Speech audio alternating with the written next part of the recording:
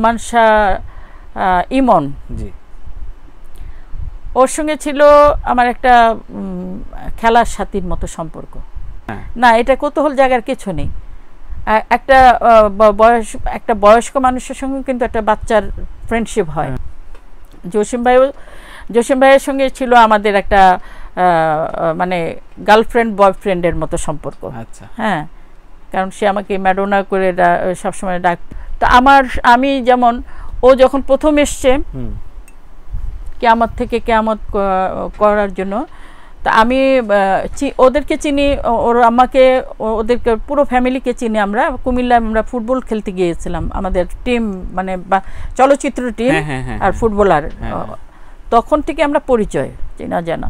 তো হঠাৎ দেখলাম যে আমাদের সোহানুর রহমান সোহান নতুন নায়ক উপহার দিচ্ছেন, সালমান শাহ। তা আমি তো চিনি ইমন নামে, আমার সঙ্গে এত সুন্দর সম্পর্ক ছিল। ও কিন্তু একটু বাচ্চা টাইপের ছিল।